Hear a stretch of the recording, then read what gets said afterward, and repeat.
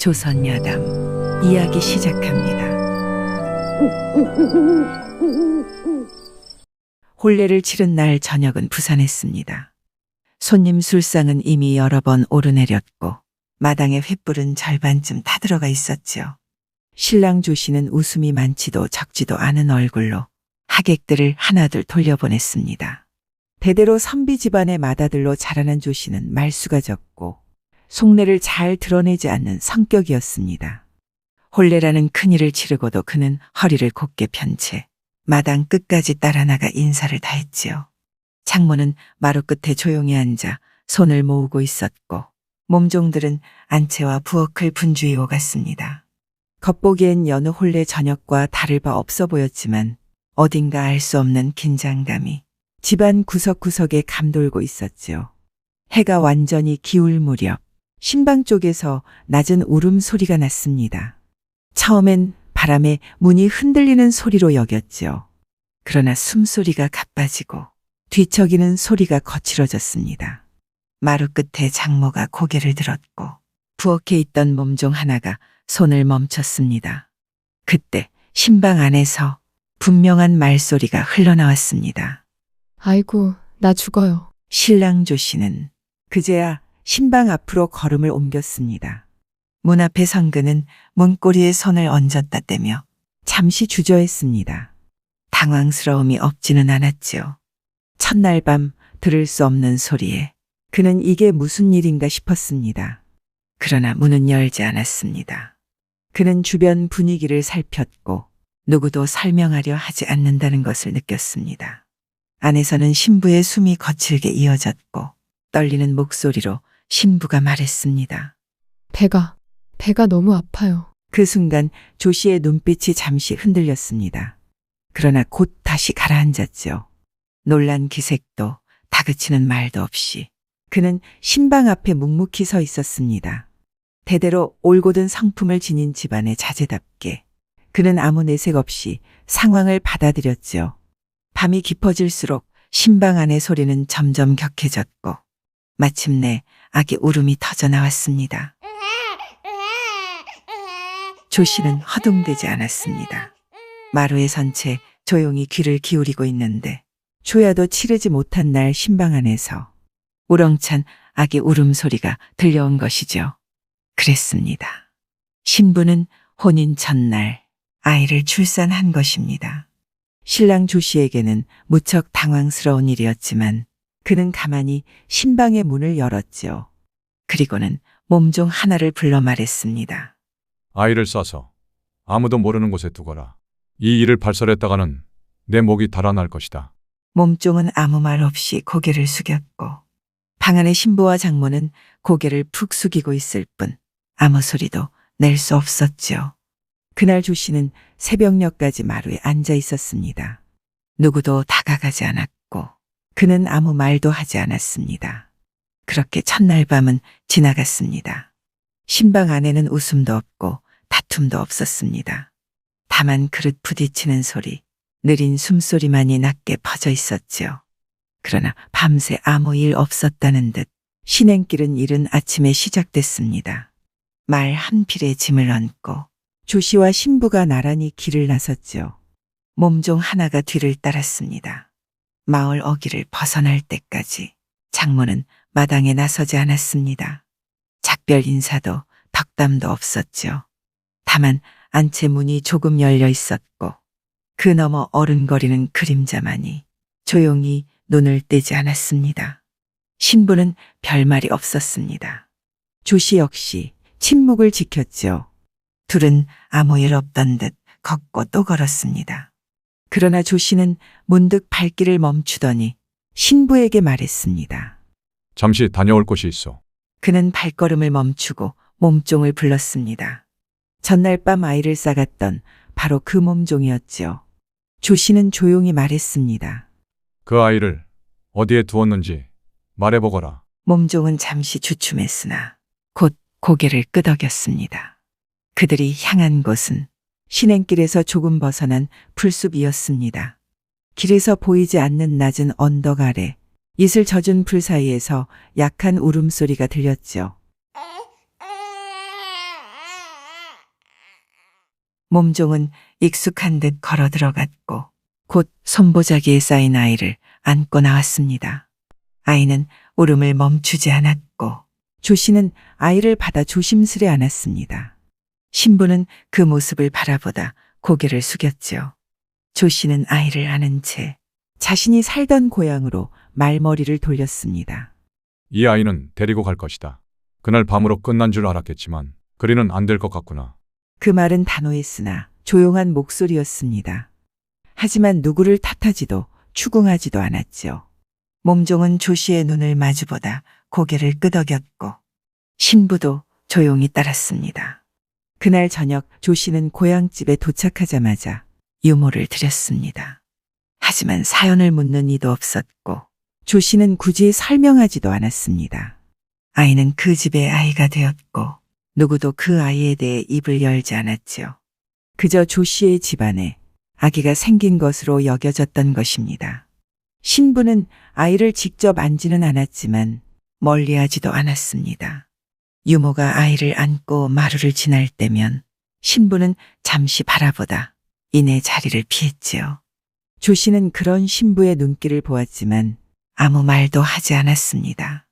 다만 가끔씩 아이를 안은 채 집안을 걸었지요. 아이가 말문을 트기 시작한 것은 또래보다 빨랐습니다. 걷는 것도 짚고 일어서는 것도 빠른 편이었지요. 그러나 그 아이는 웃음이 드물었습니다. 잘 울지도 않았고 말수 또한 적었지요. 유모는 아이를 안고 마당을 오가며 정성껏 키웠고 어미는 항상 아이의 모습을 멀찍이서 지켜보았지요. 안으려 손을 뻗진 않았으나 외면하지도 않았습니다. 조 씨는 그런 모습을 멀리서만 살필 뿐 특별한 애정을 드러내지도 않았고 일부러 거리를 두지도 않았습니다. 그저 아이가 한 사람 몫의 자리를 차지하도록 조용히 자리를 내주었지요. 그 아이에게는 이름이 없었습니다. 모두가 그 애라 불렀지요. 특별히 불편하지 않았으나 무언가 비워진 듯한 느낌은 남았습니다. 아이가 5살이 되어가던 해 조 씨는 책상 머리에서 조용히 붓을 들었습니다. 흰 종이에 단 3글자를 또박또박 적었지요. 조도윤, 길도 윤택할 윤. 조 씨는 그것을 아이 앞에 내밀며 말했습니다. 이것이 내 이름이다. 그날 이후 아이는 도윤이 되었습니다. 6살이 되었을 무렵 조 씨는 도윤을 서당에 데리고 갔지요. 훈장은 도윤의 이름을 듣고 잠시 눈을 들어 아이를 살폈습니다. 아이를 왜 이제야 데려왔는지, 어째서 하나도 닮지 않았는지 굳이 묻지 않았지만 마음에 물음이 생긴 건 사실이었지요. 그러나 조 씨의 표정이 평소와 다르지 않자 훈장도 입을 다물었습니다. 도윤은 서당에서도 말이 없었습니다. 글 읽는 속도는 느렸지만 한 번 외운 글은 다시 틀리지 않았습니다. 종이 위에 붓을 들면 생각보다 더 단단한 글씨가 남았지요. 그런데 문제는 글이 아니라 말이었습니다. 아이들 사이에서는 수군거림이 생겼지요. 걔는 누구 아들이야? 글쎄 업둥이라는 말도 있고 애비가 누군지 모른다던데. 도윤은 그 말을 들었지만 티를 내지 않았습니다. 책을 더 바짝 끌어당겼고 얼굴을 들지 않았지요. 그러나 어머니는 알아챘습니다. 도윤이 집에 돌아오면 한참 마루에 앉아 있다 방으로 들어가는 것을 어머니는 조심스레 뒤따르며 그의 뒷모습을 지켜보았지요. 조 씨도 아이의 글씨를 살피며 말없이 종이를 넘겼습니다. 그런데 누구도 내색하지 않았지만 도윤의 마음 한편엔 점점 응어리가 자라기 시작했습니다. 겨울이 깊어가던 어느 날 도윤은 서당에서 돌아오자마자 방으로 들어가지 않았습니다. 평소처럼 마루 끝에 앉아 책을 펼치지도 않았고 저녁 밥상 앞에서도 숟가락을 들지 않았지요. 어머니는 조용히 그 모습을 바라보았고 조 씨는 말없이 수저를 내려놓았습니다. 조용한 저녁이었으나 그 고요 속에는 무거운 기색이 감돌았습니다. 사실 며칠 전부터 서당에서는 도윤을 향한 아이들의 놀림이 심해졌지요. 너는 데려온 아이라더라. 근본이 없는 놈이 어찌 우리와 한자리에 앉는단 말이냐. 훈장은 이러한 상황을 알고도 모른 채 했고, 도윤은 더는 참기 어려운 표정을 감추지 못했습니다. 책을 펴도 그리 머릿속에 들어오지 않았고, 집으로 돌아오면 마루 끝에 앉아 하늘만 바라보았지요. 그날따라 도윤의 눈빛에는 결심이 서린 기색이 뚜렷했습니다. 저녁이 깊어질 무렵 그는 마루 끝에서 일어나 안채로 향했습니다. 손에는 작은 칼 하나가 들려 있었지요. 날은 무려 오래된 것이었고 손잡이도 낡아 있었습니다. 칼을 들고 있었지만 위협이나 분노는 아니었습니다.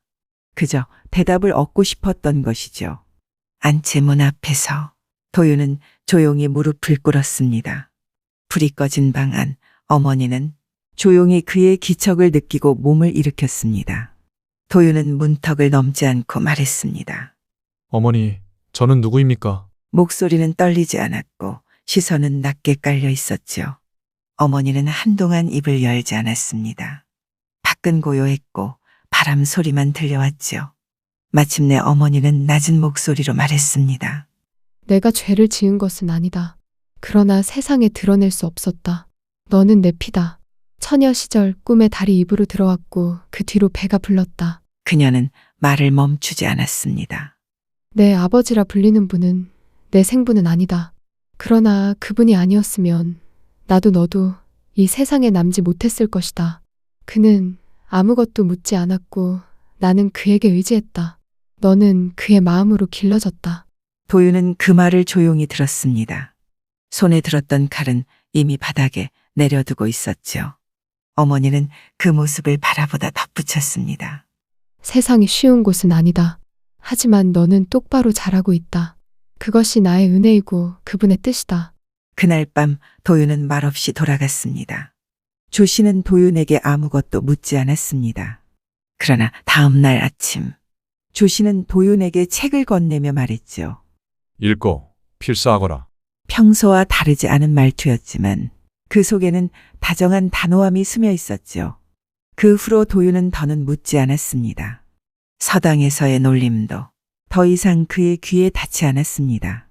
그는 조용히 책을 읽고 글을 베꼈습니다. 겨울이 지나고 봄이 오기 전까지 그는 매일 마루 끝에 앉아 있었습니다. 눈빛은 전보다 깊었고 몸짓은 조심스러워졌지요. 그해 봄 도윤은 묵묵히 성장해 가고 있었습니다. 도윤이 15이 되던 해 그는 더는 아이가 아니었습니다. 칼 앞에서의 질문 이후로 도윤은 단 한 번도 출생에 대해 말한 적이 없었지요. 조 씨는 그런 도윤을 더 이상 아이처럼 대하지 않았고 어머니 역시 말없는 아들을 조용히 바라볼 뿐이었습니다. 그러나 마을은 여전히 그를 온전한 집안의 자식으로 받아들이지 않았습니다. 서당의 아이들은 그를 곁에 두지 않았고 뒷담화는 성인이 된 이들 사이에서도 사라지지 않았지요. 도윤은 책상에 앉아 글을 베끼며 자신에게 던져진 이름 없는 말들을 견뎌야 했습니다. 하루하루가 얇은 종이처럼 쌓여갔고 그 끝에 마침내 결심이 서게 되었죠. 어느 저녁 도윤은 조 씨와 어머니 앞에 섰습니다. 마루 끝에 바르게 선 그는 허리를 굽히지 않았고 그 눈빛은 담담했습니다. 이제는 떠나야 할 때가 된 것 같습니다. 남자가 15이 되면 세상을 알아야 한다고 하셨지요. 저는 이 집에 더 머물 수 없습니다. 조 씨는 말없이 도윤을 바라보았습니다. 아무 감정도 드러내지 않는 얼굴이었지만 책장을 넘기던 손이 그 순간 멈췄습니다. 눈빛은 흔들렸고 시선은 한참 도윤의 얼굴 위에 머물렀지요. 그러나 끝내 말은 없었습니다. 어머니는 조용히 고개를 돌렸고 마루 위는 무거운 정적에 잠겼지요.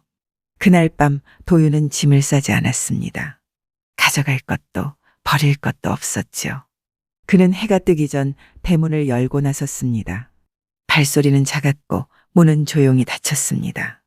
마당을 가로지르던 발걸음이 대문 앞에서 멈추었고 조용히 뒤를 돌아보았을 때 조 씨가 마루 끝에 앉아 있었습니다.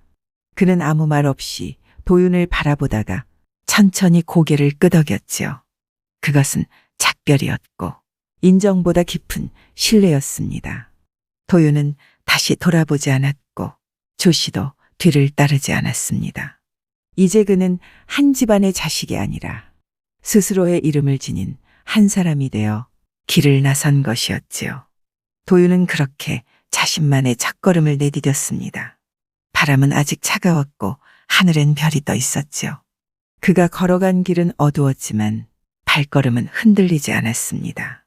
도윤이 떠난 뒤 집안에는 바람이 덜 드는 듯 고요가 깃들었습니다. 마루 끝에 놓인 책은 여전히 그 자리에 있었지만 책장을 넘기는 손길이 사라지자 집안은 비워진 것처럼 느껴졌지요. 어머니는 아침마다 마루를 쓸다 말고 도윤이 앉던 자리를 한 번 바라보곤 했습니다. 멈추지는 않았습니다. 다만 쓸던 빗자루를 한 번 더 조심스럽게 들었을 뿐이었지요. 조 씨는 도윤이 떠난 뒤에도 늘 하던 대로 논밭을 돌고 마을 어귀를 지났습니다. 누가 도윤 이야기를 꺼내면 듣기만 했고 대답은 없었지요. 화를 내지도 웃지도 않았고 사람들은 그 태도를 보고 더는 묻지 않았습니다. 조 씨가 어떤 사람인지는 이미 알 만큼 알았기 때문이었지요. 집안에 남은 동생들은 점점 자라났습니다. 5 형제는 저마다 말이 많고 웃음이 많았지만 어릴 적부터 알 수 없는 하나의 빈자리를 느끼며 자랐지요. 그들은 도윤의 행적에 대해 직접 들은 바가 없었지만 가끔 어머니가 바라보는 빈자리를 보고 그 이름을 떠올렸을 뿐이지요. 어머니는 도윤의 방을 비워두었습니다. 새로 문을 바르지도 않았고 다른 사람을 들이지도 않았지요. 비가 들이치면 문을 닫고 먼지가 쌓이면 조용히 털어냈습니다. 묵은 이불은 햇볕에 말리고 책장은 가끔 닦았습니다. 그 방은 사라진 한 사람의 자취를 그대로 머금고 있었지요. 그렇게 세월은 조용히 흘렀고 해가 몇 번 바뀌었습니다. 그러던 어느 해 조 씨는 병을 얻고 말았지요. 처음엔 외출이 줄어들고 이따금 기침을 했지요. 아내는 아무 말 없이 약을 다리고 조용히 곁을 지켰습니다.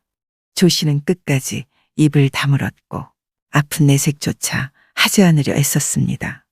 그런데 날이 갈수록 병은 깊어졌고 마침내 그는 자리에 눕게 되었지요.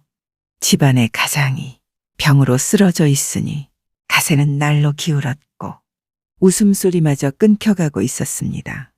그렇게 조 씨가 세상을 떠나자 장정몇이 허둥지둥 무덤을 팠고 이웃 어른이 주관에 초라한 토분을 올렸습니다. 어머니는 무덤 앞에 오래 서 있지 않았습니다. 아이들을 데리고 조용히 집으로 돌아왔지요. 그날 저녁 집안은 말없이 불을 밝혔고 어머니는 마루 끝에 앉아 하늘을 올려다보았습니다. 무언가 오래 기다리는 사람처럼 말이지요. 그날 이후로도 어머니는 아이들을 키우며 집안일을 이어갔습니다. 큰 소리 내는 일 없이 마당을 쓸고 밥을 지었지요. 아이들이 자라며 웃고 떠들었지만 문득 문턱에 멈추는 발소리가 조용한 빈자리를 말해주었습니다. 도윤이 떠난 방은 그대로 두었습니다. 책상도 벼루도 종이도 비가 들이칠 땐 창호를 닫고 먼지가 앉으면 조용히 털어냈습니다. 기다린다는 말을 하지 않았으나 발걸음이 모든 것을 말해주는 것이었지요. 시간은 그렇게 흘렀고 계절은 8번 바뀌었습니다. 어느 날 장터에 다녀오던 둘째가 문득 말했습니다. 형님을 닮은 사람을 봤습니다. 모두가 말없이 그 말을 삼켰습니다. 닮았다는 말 한마디는 그리움을 건드렸고 기억을 흔들었지요.